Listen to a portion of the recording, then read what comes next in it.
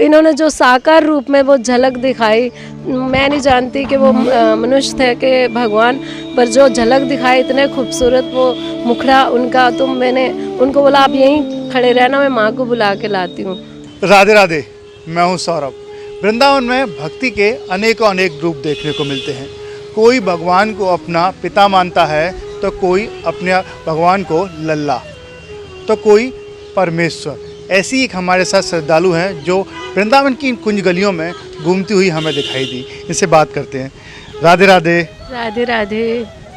क्या नाम है आपका?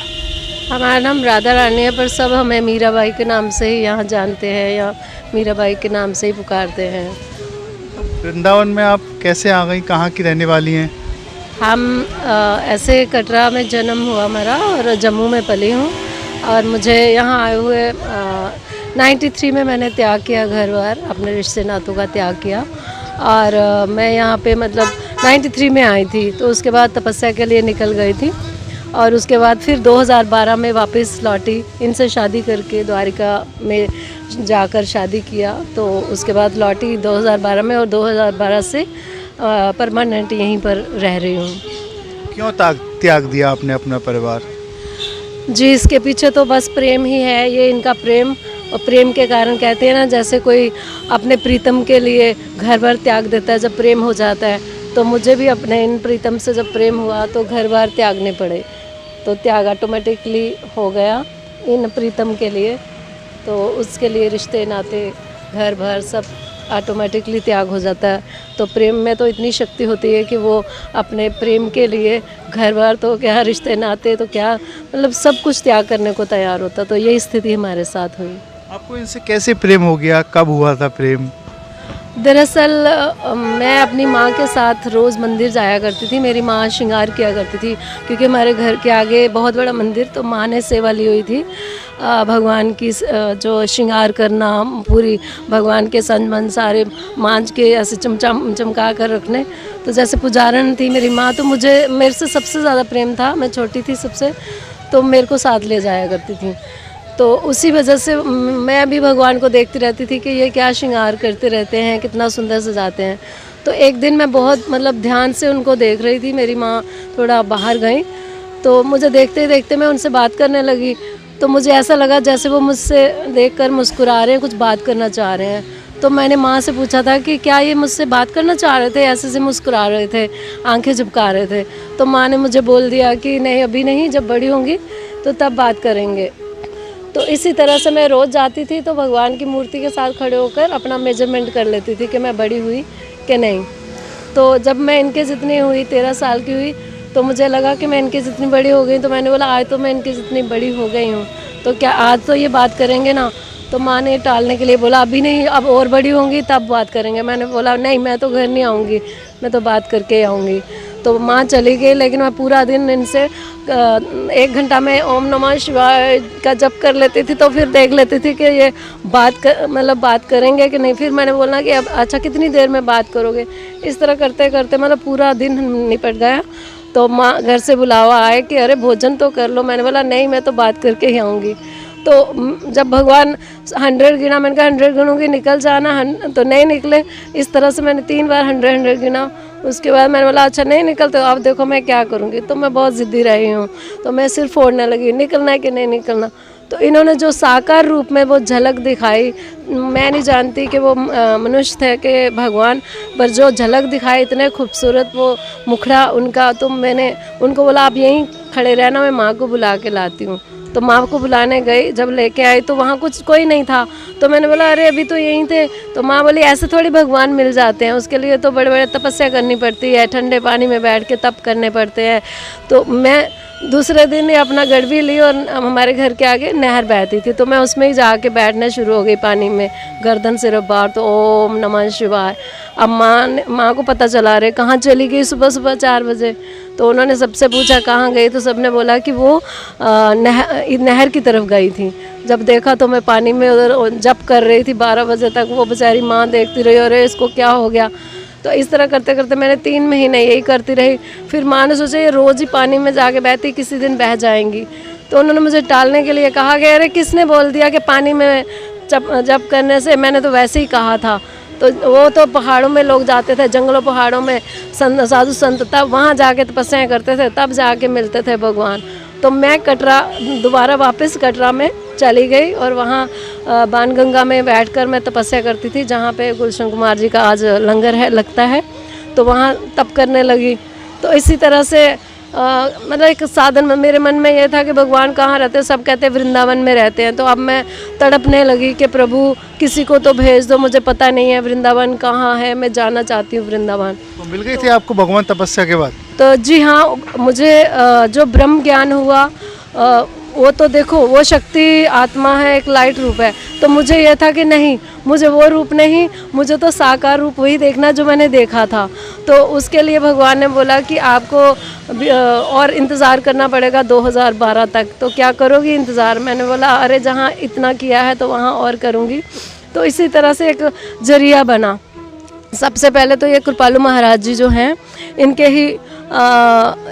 ही पार्षद जो ब्रिज कंकर हैं वो वहाँ पर गए प्रवचन के लिए, तो ये लेके आए संगत। आप यहाँ आ गई कितने वर्ष पहले यहाँ पर आ गई? मैं 1993 में आई थी, तो वो लेके आए मनगढ़ में। तो मैं मनगढ़ में जाके, तो जबकि उन्होंने मेरे को पहली बारी मैं गई थी, हमें पता भी नहीं था कि मतलब इस विषय में इतना कुछ ज्ञान नहीं था। तो उन्होंने बोला मीरा गायन करेगी। तो ये कृपालु महाराज जी ने पहली बारी ये नाम दिया था कि मीरा गायन करेंगी। तब मैंने स्टेज पे गायन किया, एरी मैं तो प्रेम दीवानी मेरा दर्द ना जाने कोई। उस समय मेरे हाथ में एक तारा होती थी। तो जब बहुत वैराग में मैंने गाया तो वो कहते नहीं, इसको मीरा नहीं, इसको राधा बना दो। तो दूसरे दिन राधा बनाया गया। कौन सा भजन गाया था आपने, सुना दीजिए। उस समय हमने गाया था एरी मैं तो प्रेम दीवानी मेरा दर्द न जाने कोई, ना मैं जानू आरती बंधन, ना पूजा की रीत, मैं अनजानी तोरी दरस दीवानी मेरी पागल प्रीत। शादी इनसे कब की थी, कहाँ की थी? जी इसी तरह जब मैं वृंदावन में आई तो मनगढ़ में वो लेके गए थे। फिर मैं पूछूं कि कन्हैया तो यहाँ नज़र नहीं आ रहे। मुझे ये था कि जैसे मनुष्य की तरह होते हैं साकार रूप में, तो मैंने कहा यहाँ तो नज़र नहीं आ रहे। सब ने बोला अरे वो तो वृंदावन में होते हैं। तो यहाँ वृंदावन में आई तो यहाँ आके मैं ढूंढूं, अरे और मैंने बोला, सबको पूछा अरे कन्हैया कहाँ रहते हैं? किसी ने बोला बांके बिहारी में। तो अब मुझे ये था कि वो असली वाले जो चलते फिरते हैं वो यहाँ रहते हैं। तो मैंने एक मटकी ले ली, उसमें माखन भरवाया और बांसुरी ले ली कि उनको तो यही पसंद है, बांसुरी और माखन। अब मैं सबसे आगे जाके ना लाइन के आगे चली गई, बिल्कुल दरवाज़ों को पीटने लग गई, कन्हैया दरवाज़ा खोलो ना, देखो कौन आया है देखो। क्योंकि मैं भाव में थी, मुझे तो यही था कि असली वाले यहाँ वृंदावन में रहते हैं। तो सच्ची में जब दरवाजे खुल गए तो मैं एक साइड पर खड़ी हो गई, रश बहुत था, भीड़ थी। अब मैं सोच रही हूँ कि मैं किसी को मैसेज दे देती हूँ कि वो बाहर आ जाएंगे मिलने के लिए। तो एक पंडित जी आए, मैंने बोला पंडित जी इधर आओ। तो पंडित जी कहते क्या? मैंने बोला पंडित जी कन्हैया को जाके ना मैसेज दे देना कि राधिका ना जम्मू से मिलने आए हैं, तो वो समझ जाएंगे। तो वो बहुत सारे पंडितों को लेके आए। उन्होंने बोला अरे कोई है पंडित? तो कन्हैया नाम का कोई पंडित है? कोई कन्या बाहर खड़ी है। उन्होंने सोचा कि किसी पंडित के लिए मैंने इस तरह का मैसेज दिया है। तो वो कहते हैं अरे कन्हैया नाम का तो यहाँ कोई नहीं रहता है। तो जब वो आए कहते यहाँ कोई कन्हैया नाम तो कोई नहीं रहते। मैंने कहा सब तो कह रहे थे कि वो वृंदावन में रहते हैं और बांके बिहारी में रहते हैं, तो फिर अगर यहाँ नहीं रहते तो फिर कहाँ रहते हैं? वो कहते हैं अरे आपके रिश्तेदार हैं, आपको पता होना चाहिए। मैंने बोला अरे मेरे रिश्तेदार कहाँ, वो तो सबके ही रिश्तेदार हैं। तो वो बोलने लगे अरे किन की बात कर रही है? मैंने कहा वही जो माखन खाते हैं, देखो तो मैं इतनी बड़ी मटकी लेके आई हुई हूँ माखन की। तो वो कहते अच्छा तो किन की बात करे? भगवान की। तो मैंने बोला और क्या? तो कहते आओ आओ आपको मिलाते हैं। तो उन्होंने पर्दा पीछे किया, तो बोले ये लो मिल लो। अब मैं ऐसे झांक के देख रही, मैंने कहा अरे मुझे तो नज़र ही नहीं आ रहे, यहाँ तो है ही नहीं। वो कहते इतनी बड़ी मूर्ति नज़र नहीं आ रही है क्या, दिख नहीं रही है? मैंने बोला अरे मूर्ति नहीं, जो असली होते हैं जो चलते फिरते हैं। वो कहते हैं अरे पागल हो गई हैं, जहाँ जाओगे ना वहाँ मूर्तियाँ मिलेंगी, कहीं असली नहीं मिलेंगे। तो हमें इतना दुख हो गया कि मैं चीख कर रोने लगी कि अरे मैं तो असली वाले जो चलते फिरते वो सोच के मैंने बोला हमारे कोई मंदिरों की कमी थी। हमारे तो मतलब जम्मू जो मंदिरों का शहर है, दुनिया भर के मंदिर, अगर मैंने मूर्ति कोई देखना होता तो मैं वहाँ रहती, मैं तो असली वालों को मिलने आई थी। तो वो कहने लगे अरे जहाँ जाओगे वहाँ मूर्ति मिलेंगी। अब मैं रो रही थी बहुत, तो क्या लीला हुई थी उस समय कि उनकी मालाएं खुद ब खुद गिर के टूट पड़ी। तो पंडित जी कहते हैं देखो देखो, अरे राधे राधे, देखो उन्होंने अपनी मालाएं गिरा दी हैं और वो कह रहे हैं कि मैं यहीं पर हूँ, इसी मूर्ति में हूँ। तो मैंने बोला अरे मुझे खुश करने की ज़रूरत नहीं है, मुझे सच्ची सच्ची बताओ कि कन्हैया कहाँ रहते। फिर एक बुज़ुर्ग थे, उन्होंने मुझे देखा तो वो कहते बेटा आप सच में ही कन्हैया से मिलने चाहते हो? तो मैंने बोला और क्या झूठी में मिलना चाहती हूँ, सच्ची में ही तो मिलने आई थी, तो ये कह रहे हैं यहाँ नहीं होते। वो कहते बेटा एक जगह है, वहाँ दिखाते हैं आपको, वहाँ आते हैं वो हमें निधिवन लेके गए। तो निधिवन उन्होंने दिखाया कि इन वृक्षों के बीच में वो मतलब वो यहाँ आते हैं और मतलब यहाँ पर वो आके ऐसे से रास करते हैं। पर मैंने एक थोड़ा कागज़ में लिख लिया, अपनी साड़ी के पल्लू में बांध लिया, वो लिख के कि मैं मर जाऊँ तो संगत को कोई बुरा ना बोले कि भाई हमारी बेटी कहाँ चले गई, तो मैं अपने कन्हैया के पास ही जाऊँगी अगर मैं मर गई। तो मैं दोबारा गई वहाँ और मैंने वो जो शाखाएं नीचे तक थी, घना सा वृक्ष था, उसके अंदर घुस गई और अंदर बैठी रही क्योंकि अंदर से वो खाली होता है। तो अब रात के कोई 2:30 बजे का समय था। 2:30 बजे का समय मैं क्या देखती हूँ, वही लीला थी कि मैं जड़ भरत की तरह हो गई कि जब वो रात के 2:30 बजे उन्होंने दर्शन दिया है, मतलब जितने वृक्ष थे वो गोपियाँ बन के नृत्य हो रहा है। आप रुक गई थी, देखा था आपने? जी हाँ, बस वही समय वो जो उनका साकार रूप पुनः देखा तो मतलब मेरे मुख से यही निकल रहा था कि अरे कन्हैया मुझे छोड़ के मत जाना, मुझे छोड़ के मत जाना, यही निकल ही जा रहा है। तो वो कहते अरे छोड़ के कहाँ गए हूँ, तुम्हारे पास ही तो रहता हूँ। मैंने बोला कहाँ, दिखाई तो देते नहीं हो और आप कहते मेरे पास। वो कहते आपके दिल में रहता हूँ। मैंने बोला दिल तो इतना छोटा सा होता है, उसमें कैसे घुस सकते हो? तो वो मैंने बोला दिखाओ मुझे तो मैंने कहा इतने से छोटे से दिल। फिर जब ये तीसरा नेत्र खोलते हैं तो दिखाते क्या मेरे अंदर तो क्या वो कण कण में मतलब चींटियों में, जानवरों, पक्षियों में वही उनका साकार रूप, मतलब सबके अंदर वही आत्मा। जब देखी तो मैं बेहोश होके मतलब बिल्कुल बेहोश होके गिर गई। तो बस उसके मतलब वही हाल हो गया मेरा कि मैं चींटियाँ भी देखती थी ना तो मैं एकदम मतलब कदम ऐसे रखती थी फांद फांद के, तो लोग सोचते थे मेरा पागल हो गई है, ये दीवार पे देखती थी वही नज़र आते। मैंने दीवारों के गले लगने लग जाना, पेड़ों के गले लगने, क्योंकि वो मुझे हर जगह वो चींटी भी नज़र आती थी तो वही नज़र आते थे, तो मैं गले लगने लग जाना। तो वो सोचते थे अरे जानवरों के भी जैसे गैया देखनी है ना, तो उनके गले लगने लग जाना। कब थामा था आपका?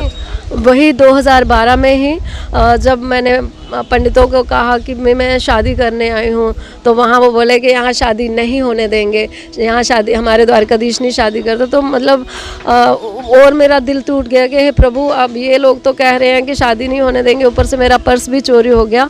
तो मैंने कहा अब तो शादी हो नहीं सकती, जबकि देखो आप खुद ही देखो कि इतनी दूर से चल के आई हूँ, अगर आप मेरा हाथ नहीं थामोगे तो कौन थामेगा।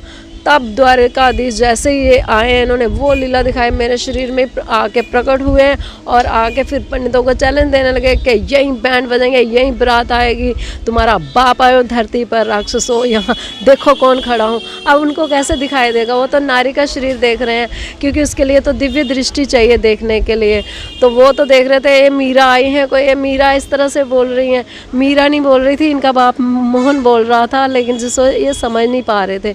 तो इन्होंने चैलेंज दिया यहीं बैंड बजेंगे, यहीं बारात आएगी। तो मतलब बहुत लंबी दास्तां है जिस तरह से मेरी वहाँ पे शादी हुई। पहले मीरा रूप में हुई, वो भी मतलब किसी की शादी में हुई, फिर राधा रूप में हुई, वो रथ इस्कॉन में गया। तो उनकी अलग अलग कहानी, मतलब बहुत विचित्र लीलाएं हैं। तीसरी बार जब रुक्मिणी रूप में हुई, फिर ऐसी शादी थी ना, मतलब पंडित देखते रहे, वहीं तीन रथ आ गए, 3 ही बैंड वाले आ गए, 3 शहरों की जैसे बारात आ गई। पूरा मंदिर द्वारिका जो है वो पूरा मंदिर भर गया था, बैंड बज रहे हैं, रथ आ रहे हैं, बारात इतनी बड़ी।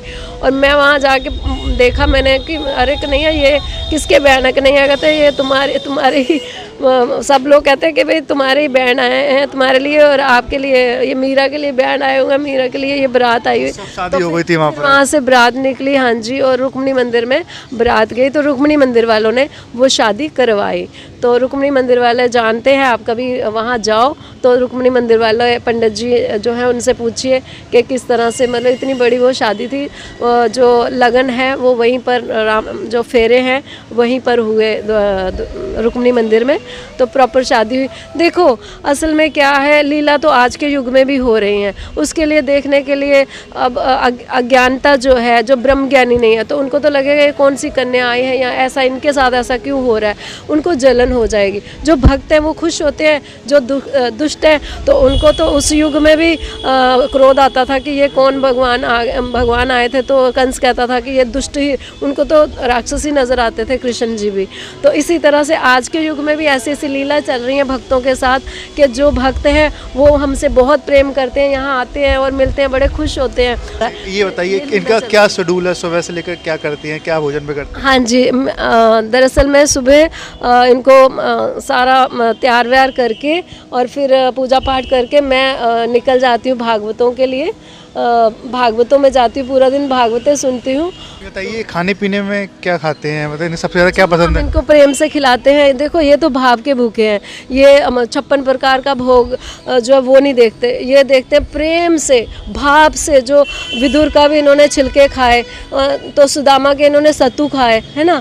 तो ये भाव का हमारा रूखा सूखा जो हम खिलाते हैं, जो हम खुद खाते हैं, तो वो कई बार हम भूखे भी हमें रहना पड़ता है। अब ये बताइए आपका खर्चा कैसे चलता है? तो अब खर्चा जो है घर से मंगाना पड़ता है हमें, घर से मंगा के तो उससे ही है, तो जो थोड़ा बहुत आता है तो उससे हम खर्चा चलाते हैं। पहले तो क्योंकि हम देखो साइडवेज हम अपना कार्य भी करते थे, हम साइडवेज जो है साइड में हमेशा काम करते थे 2012 तक। तो 2012 में हमने सारा कुछ छोड़ छाड़ के हम यहाँ पे रह रहे हैं परमानेंट। अब हम कोई काम तो करते नहीं, बस भागवतें सुननी और यही भजन कीर्तन सुनना, यही हमारा वो कार्य हो गया। ये बताइए आप श्रृंगार कैसे करती हैं, कितना टाइम लगता है, कौन करता है आपको श्रृंगार? जी मैं खुद ही श्रृंगार करती हूँ। मैंने एक्चुअली फैशन डिज़ाइनिंग का मैंने किया हुआ था, फैशन डिज़ाइनिंग का किया हुआ था, और दूसरा क्या है, मैं ब्यूटिशियन का भी मैंने किया हुआ था। तो उसकी वजह से मेरा बुटीक था बहुत बड़ा, उससे पहले मतलब 91 में मैंने बुटीक खोला था अपना जम्मू में, और 92 में मैंने 92 में मैं मतलब बॉम्बे में मैंने हीरोइन के डिज़ाइन भी किए, मतलब करती रही हूँ। तो 93 में मेरा त्याग हो गया। इसलिए श्रृंगार आप इतना सुंदर कर लें? जी श्रृंगार मैं खुद ही करती हूँ और डिज़ाइनिंग भी मैं अपनी खुद ही करती हूँ। तो मेरे को बहुत कम समय लगता है, मतलब आधा घंटा अभी नहीं लगता, जो मतलब तैयार क्या होना है मैं तो ऐसे करके भी लगा दूँ तो वो अपने आप ही श्रृंगार भी यही करवा देते हैं, यही सब कुछ करते हैं, मैं कुछ नहीं करती। जब से ये घट में प्रकट हुए हैं तो अब मैं नहीं रही। ये कहते हैं लागी हरी से लगन मैं हरी हो गई, खोटी मेरी जिंदगी खरी हो गई। जब से मतलब मैंने इनका कहते हैं ना, जब से मुझे अपना पता मिला है तो मतलब इसका पता मिला है ना, तो मैं अपना पता भूल गई हूँ। तो ये हाल हो चुका है। राधे राधे राधे राधे राधे राधे। देखिए जब भगवान श्री कृष्ण की किसी को नज़र लग जाए तो वो सब कुछ छोड़कर ब्रज भूमि में आ जाता है। इसी तरीके की जम्बू से छोड़कर कृष्ण से शादी रचा ली द्वारका में, और सिर्फ वृंदावन में आकर अपना जीवन यापन कर रही हैं। ऐसे ही तो भक्त हैं जो कृष्ण की सेवा करते हैं और कृष्ण पर पूरी तरीके से उन पर कृपा बरसाए रहते हैं। राधे राधे राधे राधे राधे राधे, जय श्री कृष्णा।